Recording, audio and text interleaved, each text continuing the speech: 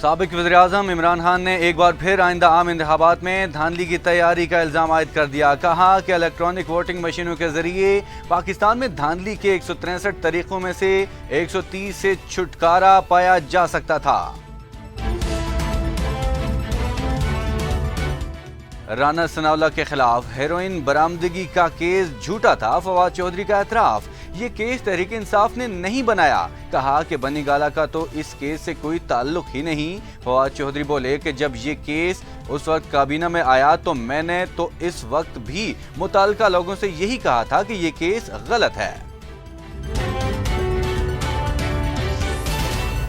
فاروق ستار اور M Q M Pakistan کے درمیان معاملات طے پا گئے۔ خالد مقبول صدیقی نے فاروق ستار کے تمام تحفظات دور کر دیے۔ تنظیمی عہدیداروں اور آزاد بلدیاتی امیدواروں کی ایڈجسٹمنٹ کا فارمولہ بھی طے پا گیا۔ مقبوضہ کشمیر میں تحریک آزادی کو نئی روح پھونکنے والے برہان مظفر وانی کی 6ٹی برسی آج منائی گئی۔ میرپور میں ضلع کچہری سے چوک شہیداں تک ریلی نکالی گئی۔ بڑی تعداد میں کشمیری نوجوانوں نے منظم دستے نے شہداء کو خراج عقیدت پیش کرنے کے لیے مارچ کیا اور شہید کو سلامی پیش کی۔ شیخ محمد بن عبد الکریم نے خطبہ حج کے دوران مسلمانان عالم کو مخاطب کرتے ہوئے کہا کہ اسلامی اقدار کا تقاضا ہے کہ جو چیز نفرت کا باعث بنے اس سے دور ہو جائیں۔ کہا کہ سب سے بڑی نعمت توحید ہے۔ لوگو صرف اللہ کی عبادت کرو جس نے تمہارے لیے آسمان و زمین بنائے۔ دنیا کے مسلمانوں اللہ سے ڈرو کیونکہ اللہ سے ڈرنے میں ہی تمہاری کامیابی ہے۔ جاپان کے سابق وزیراعظم 67 سالہ شنزو ایبے قاتلانہ حملے میں ہلاک۔ شنزو ایبے خطاب کے دوران فائرنگ کے واقعے میں شدید زخمی ہو گئے تھے، جس کے بعد انہیں تشویشناک حالت میں ہسپتال منتقل کیا گیا تھا۔ سابق وزیراعظم زخموں کی تاب نہ لاتے ہوئے چل بسے۔ اور پنجاب میں 17 جولائی کو ہونے والے انتخابات پرانی انتخابی فہرستوں پر ہوں گے۔ ترجمان الیکشن کمیشن نے کہا کہ قانون کے مطابق الیکشن شیڈول کے اعلان کے بعد ووٹر لسٹ میں کوئی تبدیلی نہیں کی جا سکتی۔ ووٹر لسٹ میں تب تک کوئی تبدیلی نہیں کی جا سکتی جب تک متعلقہ حلقہ میں الیکشن کا انعقاد نہ ہو جائے۔ بسم اللہ الرحمن الرحیم، السلام علیکم۔ آپ دیکھ رہے ہیں چینل 51 اور میں ہوں عتیق خالد دھنیال۔ سب سے پہلے آپ کو بتائیں کہ پاکستان تحریک انصاف کے چیئرمین اور سابق وزیراعظم عمران خان نے ایک بار پھر آئندہ عام انتخابات میں دھاندلی کی تیاری کا الزام عائد کر دیا۔ سوشل میڈیا پر ایک ویب سائٹ کی خبر کو ری ٹویٹ کرتے ہوئے عمران خان نے لکھا کہ پتن رپورٹ نے ایک مرتبہ پھر ثابت کر دیا کہ شرمناک حد تک متعصب اور کنٹرولڈ الیکشن کمیشن کی طرح ان دو مجرم مافیا خاندانوں نے الیکٹرانک ووٹنگ مشینوں کی مخالفت کیوں کی۔ سابق وزیراعظم نے لکھا کہ الیکٹرانک ووٹنگ مشینوں کے ذریعے پاکستان میں دھاندلی کے 163 طریقوں میں سے 130 سے چھٹکارا پایا جا سکتا تھا۔ رانا ثناءاللہ کے خلاف ہیروئن برآمدگی کا کیس جھوٹا تھا، فواد چودھری کا اعتراف۔ یہ کیس تحریک انصاف نے نہیں بنایا۔ رانا ثناءاللہ کے خلاف کیس بنانے کے لیے بنی گالہ سے ہیروئن جانے سے متعلق فواد چودھری کا کہنا تھا کہ بنی گالہ کا تو اس کیس سے کوئی تعلق ہی نہیں۔ فواد چودھری کا مزید کہنا تھا کہ جب یہ کیس اس وقت کابینہ میں آیا تو میں نے اس وقت بھی متعلقہ لوگوں سے یہی کہا تھا کہ یہ کیس غلط ہے، جس پر وہ اجلاس چھوڑ کر چلے گئے تھے۔ انہوں نے یہ بھی کہا کہ جب میں نے متعلقہ حکام سے رانا ثناءاللہ کیس سے متعلق سوالات کیے تو اسی وقت اندازہ ہو گیا تھا کہ یہ کیس فضول ہے، ایسا کیس کبھی بھی نہیں بننا چاہیے تھا۔ فاروق ستار اور ایم کیو ایم پاکستان کے درمیان معاملات طے پا گئے ہیں۔ خالد مقبول صدیقی نے فاروق ستار کے تمام تحفظات دور کر دیے۔ ایم کیو ایم پاکستان کے رہنما خالد مقبول صدیقی نے فاروق ستار کے تمام تحفظات دور کر دیے ہیں، جبکہ تنظیمی عہدیداروں اور آزاد بلدیاتی امیدواروں کی ایڈجسٹمنٹ کا فارمولہ بھی طے پا گیا ہے۔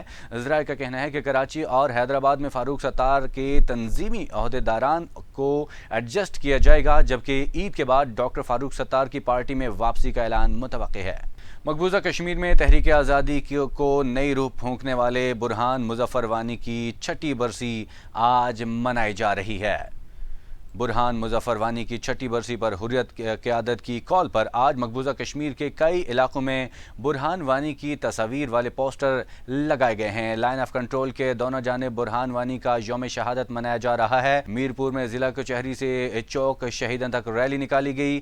بڑی تعداد میں کشمیری نوجوانوں کے منظم دستے نے شہداء کو خراج عقیدت پیش کرنے کے لیے مارچ کیا اور شہید کو سلامی پیش کی۔ اس موقع پر بھارتی حکومت اور قابض افواج کے خلاف شدید نعرے بازی کی گئی، جبکہ لے کے رہیں گے آزادی اور چھین کے لیں گے آزادی کے فلک شگاف نعرے لگائے گئے۔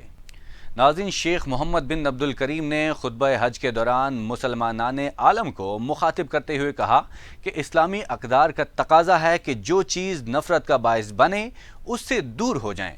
مسجد نمرہ میں خطبہ حج دیتے ہوئے شیخ محمد بن عبد الکریم نے کہا کہ اللہ نے تقوی اختیار کرنے کی بار بار ہدایت کی ہے۔ تقوی اختیار کرنے والا اللہ کا قرب پاتا ہے اور اللہ نے فرمایا کہ متقی کے لیے جنت کی خوشخبری ہے۔ شیخ محمد بن عبد الکریم کا خطبہ حج میں کہنا تھا کہ سب سے بڑی نعمت توحید ہے۔ لوگو، صرف اللہ کی عبادت کرو جس نے تمہارے لیے آسمان و زمین بنائے۔ دنیا کے مسلمانوں، اللہ سے ڈرو کیونکہ اللہ سے ڈرنے میں ہی تمہاری کامیابی ہے۔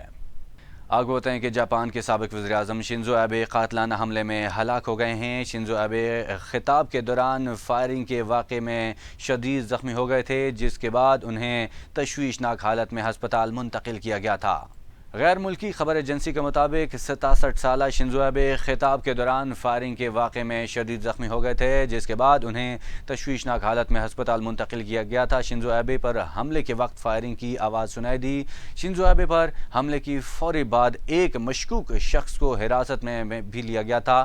شنزو ایبے کو 2 گولیاں لگی اور وہ ہسپتال میں زیر علاج تھے، جہاں ان کی حالت تشویشناک تھی۔ غیر ملکی میڈیا کے مطابق جاپان کے سابق وزیر اعظم زخموں کی تاب نہ لاتے ہوئے دم توڑ گئے۔ اور آخر میں آپ کو بتائیں کہ پنجاب کے 20 حلقوں میں 17 جولائی کو ہونے والے انتخابات پرانی حتمی انتخابی فہرستوں پر ہو رہے ہیں۔ ترجمان الیکشن کمیشن نے کہا کہ الیکشن کمیشن کی طرف سے شیڈول کے اعلان کے بعد انتخابی فہرست منجمد کر دی جاتی ہے تاکہ پولنگ اسکیم بنانے میں آسانی ہو۔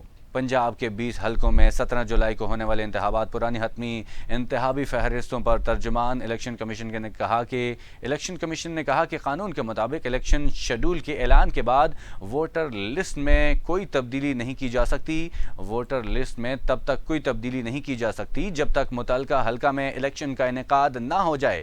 میڈیا پر چلنے والے ووٹ اندراج کے بیانات بے بنیاد ہیں اور حقیقت کے برعکس ہیں۔ یہ سراسر پروپیگنڈا ٹیکنیک ہے جس کے ذریعے عوام کو گمراہ کیا جا رہا ہے۔ الیکشن کمیشن 20 ضمنی حلقوں میں دیگر اداروں کے تعاون سے شفاف الیکشن کے انعقاد کے لیے پرعزم ہے۔ چینل 51 سے فی الوقت اتنا ہی۔ مزید تفصیلات کے لیے دیکھتے رہیے چینل 51۔